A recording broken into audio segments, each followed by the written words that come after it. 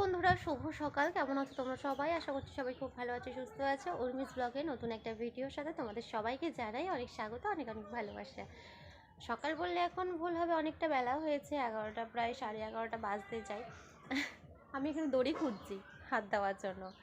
তো যাই হোক, আর এত ঠান্ডা লাগছে না, ঘরের ভিতর তো মানে একটু রোদ ঢোকে না, যার জন্য এত মানে ঠান্ডা লাগছে। আর এখানে দেখো বাইরে একটা মাদুর বিছিয়েছি, ছোট মাদুরটা বিছিয়ে ওখানটায় বালিশগুলো দিয়েছি।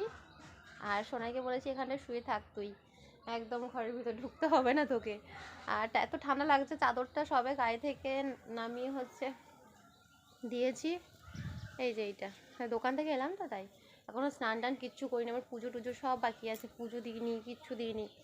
যেহেতু এখন পৌষ মাস পড়ে গেছে আর এখন পিঠে খাওয়ার সিজন, তো সংক্রান্তির সময়ও আমাদের পিঠে করতে হয়, তো ওটা হচ্ছে পৌষ মাসের শেষে। তো আমি পিঠে করবো বলে একটা সরা কিনে নিয়ে এসেছি, যেটা ভিজা দিয়েছি জলের মধ্যে, এই যে দেখো। আর আজকে আমার ইচ্ছা আছে যে একটু দুধ পুলি করার, আর একটু ভাপা পিঠে চেষ্টা করব, যদি হয়তো হবে, কারণ এটা ফুটো করতে হবে, আমার দ্বারা হবে না। তোমাদের দাদা ভাই আসবে, যদি ফুটো করে দিতে পারে তবে করব। আর না, আমি আমার ফোনের চার্জারটা ভুলে দোকানে রেখে দিয়ে এসেছি, নিয়ে গেছিলাম আজকে, তো ভুলে রেখে দিয়ে এসেছি। আবার বিকালবেলা আমাকে আনতে যেতে হবে ওটাকে। তো কালকে রাতেরবেলা চাল ভিজা দিয়েছিলাম পিঠে করার জন্য, তো দেখবে, দাঁড়াও দেখাই তোমাদেরকে। তো জলটা ঝরাতে দিয়েছি, এই জাস্ট ধুয়ে জলটা ঝরাতে দিলাম, তোমাদেরকে দেখাই, ঠিক আছে। আমি ঝুলতে না দিয়েও গামছার মধ্যে পাকিয়ে ঝুলিয়ে রাখতে পারতাম, কিন্তু ঝুড়ির মধ্যে দিলে হয়তো ভালো হবে, সেই জন্য। আর এরকমভাবে থাকবে, পুরো জলটা ঝরে যাবে, তারপরে নামিয়ে নেব। আর এইভাবে থাক এখন, তারপরে রান্নাবান্নার পরে শিলের মধ্যে বেটে নেবো, কারণ আমার তো মিক্সচার নেই, সেই জন্য।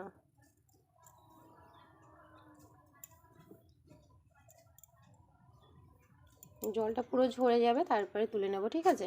এটা আমাদের ভাত খাওয়ার যে 36 চাল, সেই চালকেই আমি ভিজা দিয়েছিলাম কালকে।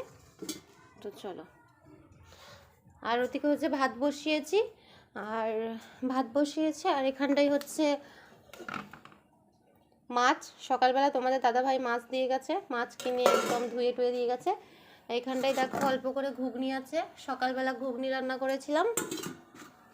ভাত ওদিকে, আজকে মাছের ঝোল আর ভাত, আর কিচ্ছু করবো না। এদিকে দেখো আলু ছাড়িয়ে রেখেছি, চলো কেটে কুটে নিই। তো বন্ধুরা, কন্টিনিউ ভিডিওটা দেখতে থাকো, আশা করছি সবার খুব ভালো লাগবে, চলো।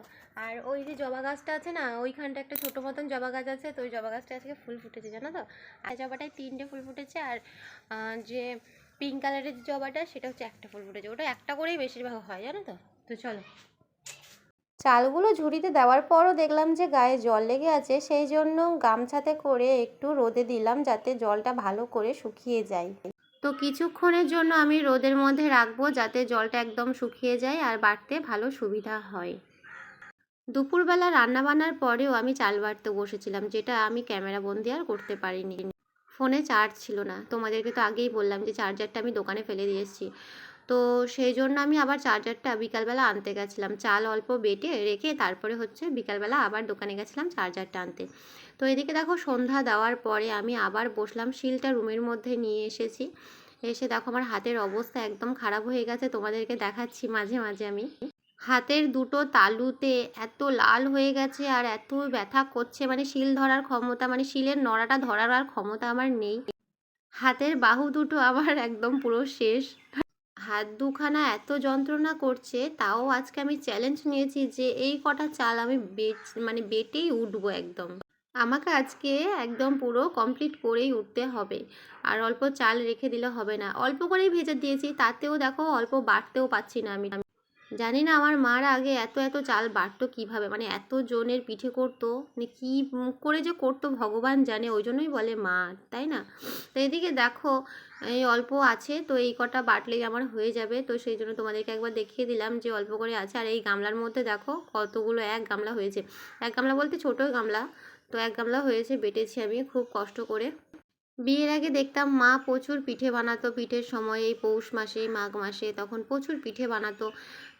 পিঠে খেতাম, অতটা মানে খেতেও ভালোবাসতাম না, কিন্তু দেখো এখন মানে পাই না, তো সেই পিঠেগুলো মায়ের হাতের পিঠেগুলো পাই না বলেই আজকে মানে খেতে ইচ্ছা করছে। আর দেখো আমার অবস্থা, তোমরা বুঝতে পারছো কি না জানি না, মানে আমার কপালে হাত পড়েছে এমন একটা ব্যাপার। আর ওই যে হাতের তালু দেখো, ঠিকভাবে বোঝা যাচ্ছে না হয়তো, এতটা লাল হয়ে গেছে, মানে কি বলবো, মানে নড়াটা ধরার ক্ষমতা একদম পুরো শেষ হয়ে গেছে। ওই জন্য বসে বসে কপাল চাপড়াচ্ছি আমি। The next day.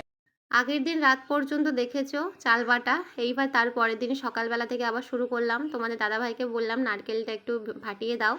তো আজকে আমি চেষ্টা অবশ্যই করব যে পিঠের, পারি তো না কিছুই, তো চেষ্টা আমি করব, চেষ্টা করতে ক্ষতি নেই। একবার দুবার নষ্ট হবে হয়তো, তারপরে আবার ঠিক হবে। এইভাবে প্রত্যেকেরই হয়তো হয়েছে, প্রথম প্রথম সব জিনিসটাই নষ্ট হয়। তো আমিও আজকে মানে করেই ছাড়বো, একটা চ্যালেঞ্জ নিয়েছি যে মানে হোক আর না হোক আমি দেখবই ট্রাই করে।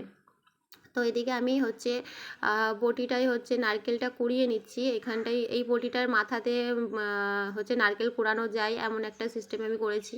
এই বটিগুলো হয়তো প্রায় বাড়িতেই থাকে, আমার বাড়িতেও আছে, আমি একটা বানিয়েছি আর কি নতুন কামারকে দিয়ে। তো চলো আগে নারকেলটা ভালো করে কুড়িয়ে নিই। আর ওদিকে সোনাই খেলা করছে। জানি না আজকে কি হতে চলেছে, আমার সাথে কি ঘটতে চলেছে আমি জানি এসব আমার দ্বারা হবে না কোনো সময়, তাও আমি চেষ্টা করবই। আজকে চেষ্টা করতে তো ক্ষতি নেই, তাই না বলো তো? আগে আগে মা আমাকে বলতো যে একটু আধটু শিখে রাখ, পরে ভবিষ্যতে কাজে লাগবে, যখন খেতে ইচ্ছা করবে, যখন পাবি না তখন এগুলো কিন্তু করে করে খেতে পারবি বা ফ্যামিলিকে খাওয়াতে পারবি। তখন মানে কোনো চেষ্টাই করতাম না এগুলো, কিন্তু এখন খুব আফসোস হয় যে কেন যে মায়ের কথাটা শুনলাম না, আর কেনই যে মানে একটু শেখার চেষ্টাটা করলাম না। এখনও অবধি মা কত শেখানোর ইয়ে করে যে এখন কর, এরকমভাবে কর, ওই মায়ের কথা শুনে শুনেই একটু আধটু চেষ্টা করার মানে চেষ্টা করছি আর কি। যদি হয়তো ভালো, আর না হলে মানে গেল পুরো। তো এইখানটাই হচ্ছে আজকে কি কি পিঠে বানাবো অবশ্যই তোমাদের সাথে শেয়ার করব। তো পুলি পিঠে বানাবো প্রথমে, তো তার জন্য হচ্ছে দু রকম পিঠে বানাবো। তার জন্য হচ্ছে নারকেলের পুরটা আমি বানিয়ে নিচ্ছি ভালোভাবে গুড় দিয়ে। তো চলো এদিকে পুরটা বানিয়ে নিই। নারকেলের পুরটা একদম রেডি হয়ে গেছে আমার। এখানটায় দেখতে পাচ্ছ গুড় দিয়ে পুরো নারকেলের পুরটা তৈরি করে নিয়েছি, সাথে একটা এলাচ দিয়েছি। আর এখানটায় হচ্ছে পুলি পিঠে বানাবো যেহেতু, সেই জন্য উষ্ণ গরম জল করে নিচ্ছি চালের গুঁড়োটার সাথে মাখানোর জন্য। বলো। তো কালকে তো কিছুই হয়নি, এই দেখো এখানটায় দেখো এই দেখো চালের গুঁড়ো, গরম জল দিয়ে ভালো করে চালের গুঁড়োটাকে মাখিয়ে নিয়েছি একদম পুরো যেমন আটা মাখায় তেমনি করে। আর পুলি পিঠের আকারে দেখো একদম কেমন শেপ হয়েছে জানি না, যেমন পেরেছি তেমন করেছি, পুর ভরে ভরে দিয়েছি। আর এদিকে দেখো হাঁড়িতে কিছুটা পরিমাণ জল দিয়েছি, ফুটুক এখন, তারপরে হচ্ছে পিঠেগুলো এবার হচ্ছে পুলি পিঠেটা দেবো। পুলিগুলো মানে দিয়ে দেবো ওই ফুটো বাটিটার মধ্যে। আমার তো আর অন্য কোনো বাটি নেই, বা এখন সরা বসাইনি, সরাটা ফুটো করতে পারিনি তার জন্য। পুলি পিঠে করা হয়েছে, আর এখানটায় হচ্ছে বাটি পিঠে বানাবো, মানে ভাপা পিঠে বাংলাদেশে যেটাকে বলে হচ্ছে ভাপা পিঠে। বাংলাদেশের মানুষজন এগুলো ভালোই জানবে যে এই পিঠেগুলোকে কি বলে আর কতটা পরিমাণে খায় ওরা। আমরাও খুব ভীষণ ভালোবাসি এগুলো, কিন্তু আমার ঠাম্মার আগে প্রচুর বানাতো, কারণ আমার ঠাম্মা হচ্ছে একজন বাংলাদেশীয় মানুষ, ঢাকার চট্টগ্রামে বাড়ি ওনার ছিল, বাবার বাড়ি। তো উনি কিন্তু বিভিন্ন রকমের পিঠে বানাতে পারে, আর আমাদেরকে ছোটো থেকে কিন্তু এই রকম পিঠে উনি করে করে খাওয়াতেন। আজকে আবার জীবনে প্রথমবার আমি চেষ্টা করছি, জানি না আমি পারবো কি পারবো না, তবে চেষ্টা করছি। চলো প্রথমে একটা দিয়ে দেবো, দেখবো হয় কি না না হয় জানি না। ভগবান আজকে রক্ষা করো আমাকে, নয়তো এত কিছু আয়োজন করেছি কম মানে অনেক কষ্ট করে। যাই হোক চলো, একটা ভাপা পিঠে দিয়েছিলাম, এবার আমি দেখি যে হয়েছে কি না। ভীষণ ধোঁয়া বেরোচ্ছে, আর আমি না সাদা কাপড় পাইনি জানো তো, ধুতি কাপড় যে পাইনি হাতের কাছে, সেই জন্য আমারই মানে ছেঁড়া কাপড় ছিল, তো সেই কাপড়টা দিয়েছি। মানে এত বড় ভুল করেছি আমি নিজেও জানতাম না যে ওই কাপড়টার কালার উঠবে জানো তো। আর পিঠেটা দিয়েছি একটা বড় মতন স্টিলের বাটিতে, তা হয় এতক্ষণ অনেকক্ষণ ধরে করিয়েছি, তাও মানে কি বলবো আরও কিছুক্ষণ সময় রাখতে হতো। মানে নিচের পোর্শনে সেদ্ধটা হয়নি, ওপরের পোর্শনে সেদ্ধটা হয়েছে, কিন্তু নিচের পোর্শন যে ওই যে দেখো মানে ওপরে কাঁচা রয়ে গেছে জানো তো। আজকে আমি পিঠে পরীক্ষায় একদম ফেল হয়ে গেছি। জানি না এই পিঠেগুলো সত্যি আমার খুব ভালো হতো। পুলি পিঠে তো অবশ্যই আমি পারি বানাতে, কিন্তু কেন জানি না যখন দুধটা দিয়ে ফোটাতে লাগলাম আর গুড়টা দেওয়ার পরে একদম ছানা কেটে গেল, যার জন্য পুরো পুলি পিঠেটা নষ্ট হয়ে গেছে। ছানা কাটা পুলি পিঠে হয়ে গেছে একদম পুরো। আমার মনে হচ্ছে ওই দুধটা বাসি দুধ আমাকে দেওয়া হয়েছিল, মানে গোয়ালা কাকু আমাকে বাসি দুধই দিয়েছিল। নয়তো কোনো সময় কিন্তু এইরকম আমার হয় না, কারণ আমি আগের বারেও গুড়ের পায়েস করেছিলাম, খুব দারুণ হয়েছিল।